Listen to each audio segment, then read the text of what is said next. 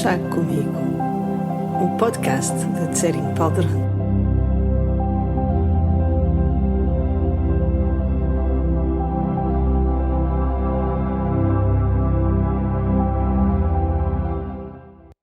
Olá, bem-vindo a mais um episódio do Chá Comigo.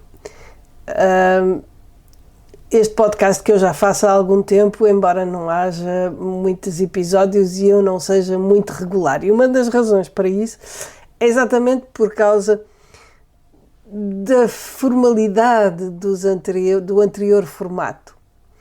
Ou seja, eu passava algum tempo a escrever o texto do episódio, porque queria evitar as minhas hesitações, as minhas digressões, essas coisas assim. Mas ao mesmo tempo isso vem com um custo, e o custo é que demorava tanto tempo a preparar o texto que depois acaba por ser mais difícil e mais raro eu ter uma conversa consigo, não é? De maneira que é uma nova fase e é uma nova experiência, e pensei que poderíamos começar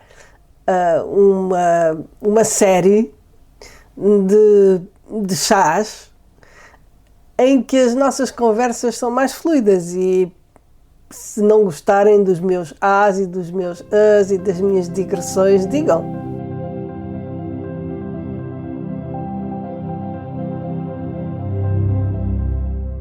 Então, hoje vamos falar sobre o nosso tema preferido. Não sei se é realmente o nosso tema preferido, penso que não, mas é um tema muito importante, e não é por acaso que o Buda falou sobre ele no seu primeiro ensinamento. Já estão a adivinhar, vamos falar sobre o sofrimento. E é verdade que as pessoas às vezes queixam-se que o budismo é pessimista porque está sempre a falar sobre sofrimento. Mas a realidade é que a razão pela qual o budismo fala sobre o sofrimento é porque exatamente é a nossa prioridade na vida, ou seja, a prioridade para nós é não sofrer. Ninguém quer sofrer. E esta é uma das frases que começa inúmeros ensinamentos budistas, é esta afirmação de que ninguém quer sofrer. E esta constatação é também a base para o desenvolvimento da compaixão, porque o ponto de partida que vai desenvolver a nossa empatia e, por conseguinte, a nossa compaixão, é quando nós percebemos que, tal como nós, ninguém quer sofrer. Agora, um ponto que eu gostava de conversar hoje é que, embora nós falemos constantemente de sofrimento, o budismo não tem o ponto de vista de que o sofrimento é necessário, que ele é uma maneira de purgar as nossas faltas, ou que inclusivamente tem uma finalidade espiritual, nem nada dessas coisas. Para o budismo, o sofrimento é desnecessário. Não existe nenhum desígnio, nenhuma vontade suprema ou mesmo nossa de sofrer, nossa profunda, digamos assim. Mas, por outro lado, o sofrimento acontece, não porque seja necessário, não porque faça parte de algum desígnio supremo, mas acontece na nossa vida porque há causas para isso. As causas são as perturbações que todos nós experienciamos, as nossas perturbações interiores, tais como, por exemplo, a ganância, tais como, por exemplo, o ódio, a aversão, o medo, o desejo, o apego, a inveja, o ciúme, todas essas perturbações interiores que nós sentimos perturbam-nos interiormente e extravasam-se nas nossas ações e nas nossas interações uns com os outros, em ações, palavras e pensamentos ou intenções que são perniciosas, que fazem mal começa porque essas próprias perturbações em si são sofrimento. E expressam-se de maneiras que causam mais sofrimento. Sofrimento aos outros e depois, por repercussão, sofrimento para nós. E isto verifica-se a todos os níveis. É o sofrimento que nós sentimos interiormente, é o sofrimento que nós infligimos aos que nos são próximos ou que estão perto de nós, como ao extravasar o sofrimento interior. É o sofrimento que se cria na sociedade pela má conduta ética das pessoas que não se respeitam umas às outras e que extravasam o seu sofrimento. É o sofrimento que se vê à escala mundial, nas guerras e por aí fora. Portanto, tudo isso, todo esse sofrimento existe porque existem causas. E tal como o Buda disse, se nós removermos essas causas, o sofrimento desaparece, porque não existe uma razão essencial, profunda, que faça parte da nossa natureza para que esse sofrimento exista. Quando dizemos que o sofrimento é desnecessário, é evidente que há uma parte do sofrimento que é um pouco inevitável. Refere-se, por exemplo, ao sofrimento físico, que deriva, obviamente, de termos um corpo. E por conseguinte desse corpo e ser suscetível de adoecer, de envelhecer, de morrer, de experimentar todo tipo de dores ou problemas, claro. Mas depois existe toda uma outra forma de sofrimento que tem mais a ver com um sofrimento psicológico que às vezes nós nos infligimos a nós mesmos, como quando ruminamos algo que aconteceu no passado e que agora já não tem nenhuma incidência, que já não existe, que já não está presente, ou como quando projetamos para o futuro 1001 catástrofes que nunca chegam a acontecer. Acontece quando às vezes acordamos à meia da noite e uma ideia vem à nossa mente, e se isto acontecesse? E depois como não conseguimos dormir, começamos a tecer os cenários mais tenebrosos e depois no final essa coisa que nós tememos a noite inteira não chega a acontecer, ou se acontece, comparado com o que nós fizemos, é uma coisa assim deste tamanhinho.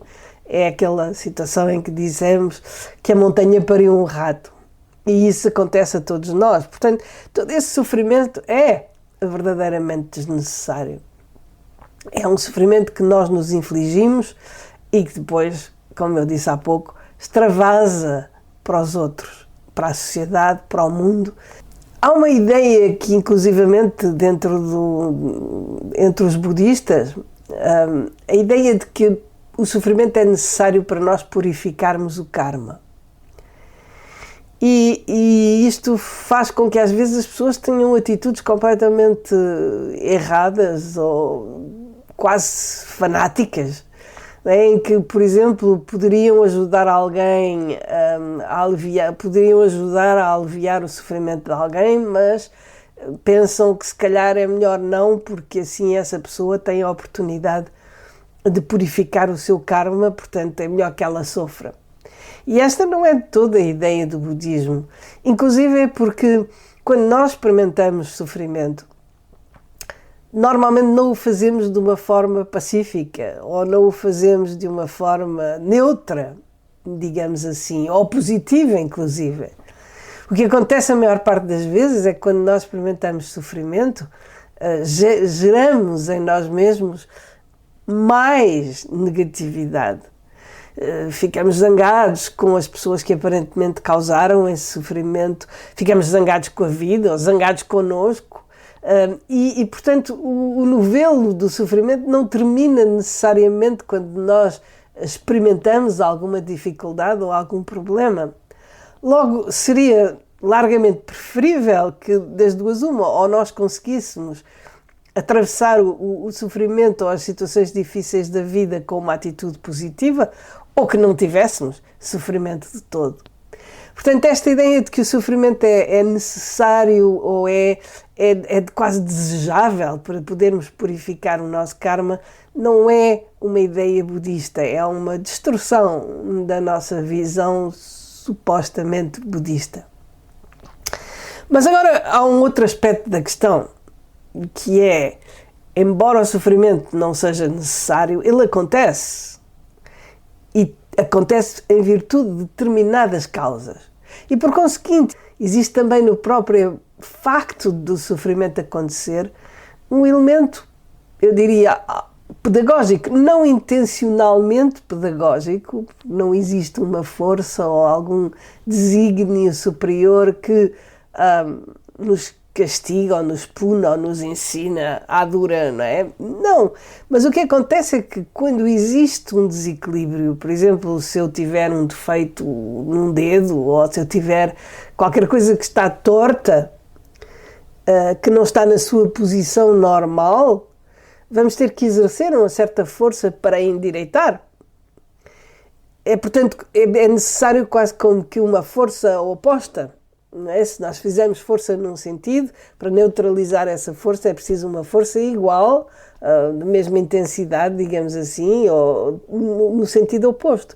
E, portanto, quando nós agimos de uma forma que é negativa, movidos pelas nossas emoções perturbadoras, o sofrimento é essa força no sentido oposto. Ele é automaticamente pedagógico no sentido em que quando experimentamos o resultado do nosso desequilíbrio, é aí que nos apercebemos que existe um desequilíbrio. Bom, não forçosamente, porque normalmente o que acontece é que quando nós experienciamos o resultado negativo das nossas ações, ao início nós começamos por culpabilizar os outros. E enquanto isto durar, o sofrimento não nos ensina nada. Por isso é muito importante que nós entendamos este processo. E entendamos que o sofrimento acontece porque existiu da nossa parte um desequilíbrio, porque existiu da nossa parte qualquer coisa que não está em equilíbrio, que não está correta, que não é harmoniosa. E por conseguinte, há um efeito, há uma reação, e essa reação, se nós assumirmos a responsabilidade das ações que a possam ter causado, tem por efeito ensinar-nos ou restabelecer o equilíbrio. Assim, por exemplo, assim podemos dizer que o sofrimento realmente nos ensina qualquer coisa. É um pouco como se eu puser a mão no fogo, eu queimo-me, e a dor que a queimadura me provoca ensina-me que eu não devo pôr a mão no fogo, se não quiser sofrer, claro. É?